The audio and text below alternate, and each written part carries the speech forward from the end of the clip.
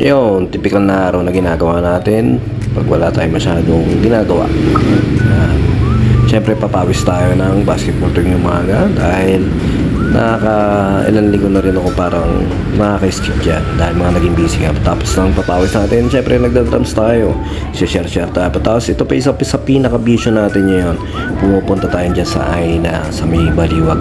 Ayun yung parang therapy natin yun, na libre naman, na wala pa naman ako masyadong nararamdaman, pero kumbaga hintayin ko pa bang may maramdaman ako para magpunta-punta sa mga ganyan. At ang kasalusugan natin ay hindi biro-biro din dahil pagkikita naman ng isang karamdaman permes ang iyong kabuhayan ay apektado, pati siyempre pati ang iyong pamilya. Kaya habang ngayon na kaya mo pa at may mga libre naman na ganyan, try natin na puntahan o try natin na tiyagain dahil para nga sa ating kalusugan. At dyan naman sa Aina Baliwag mayroong mga staff na napaka accommodating at saka syempre medyo ang nakakaano lang naman din, may ginagawa silang pagpapasayaw para nga naman mabuhay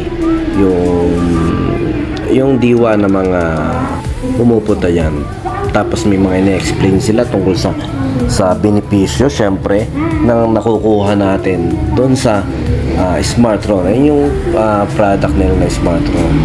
Libre nilang pinagagamit yan, pina-experience sa mga pumupunta dyan na lahat ng klase ng sakit dahil nga sa frequency na parang na idudulot, may maganda na idudulot sa pagdetectox ng mga bagay-bagay sa ating katawan. Kaya magandang itry din yan. Baka sakaling makatulong sa inyo sa mga gustong may kapamilya na nakakadana sa stroke, ano to yun? Yung ano sa puso, yung parang high blood, yan.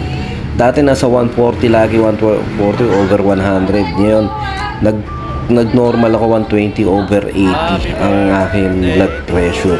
Kahit pa paano malaking indication na parang totoo nga. At saka yung syempre yung uric acid ko basta nadedetox tayo ng konti, paunti-unti. At ito nga may birthday yan dyan, kagandahan dyan, parang tinuturo na parang pamilya na rin at maganda dyan, parang magaan naman yung atmosphere dyan, yung pakiramdam sa lugar na yan dahil nga ninanay nila yung mga kapamilya dyan. Tsaka yung kinakanta ng birthday dyan, yung isang staff na nila dyan, si Ma'am Matet, at ka-birthday din bukas ni Tita Neneng. Happy birthday kay Tita Neneng. At saka yan, ganyan lang naman, typical 30 minutes lang naman gagawin yun.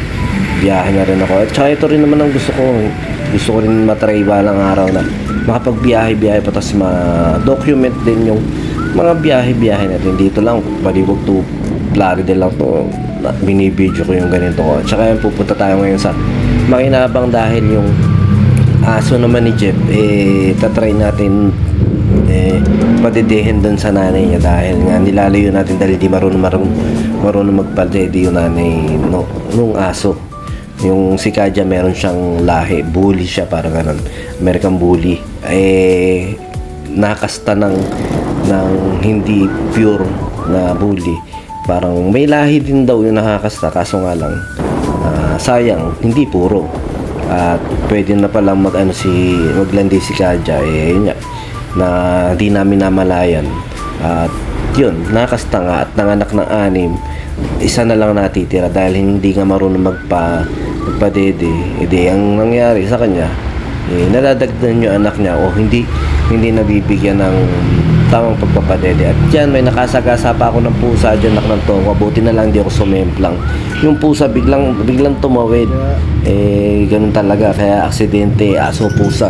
Kaya talaga sa lahat ng nagmumotor, dapat ingat-ingat. At ito nga si Kaja, medyo pet dahil nga hirap din alaga ng ganyang aso. Syempre yung pagpapakain.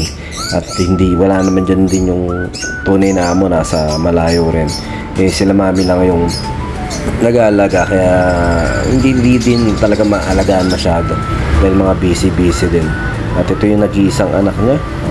Yan. Mukha naman kahit pa paano makakakuha ng itsura ron sa nanay. At saka syempre Dahil tag-ulan yun, nilinis natin yung ating motor. Yan, isang mabilisan linisan lang yan. Dahil nga kahit papaano ay malaking bagay sa atin yan. At yun, syempre, ganyan din motor ko dati. Yung mga parang 2013. At ayun niya, buti kahit papaano nagkaroon tayo ulit ng ganyang motor. At yan, maraming salamat kay Paring Riggs. Napakalaking blessing sa akin ng tao na yan. Kumpare natin, kaibigan dahil sa musika. Naging connection natin dahil sa musika. At siya rin yung may-ari ng truck natin na pinahulugan din sa atin. Ito, halos pahulugan lang din ito sa atin. Kaya yun, maraming salamat kay Paring Riggs. So yun lang, sa inyo ko pa. Peace be with you. God bless.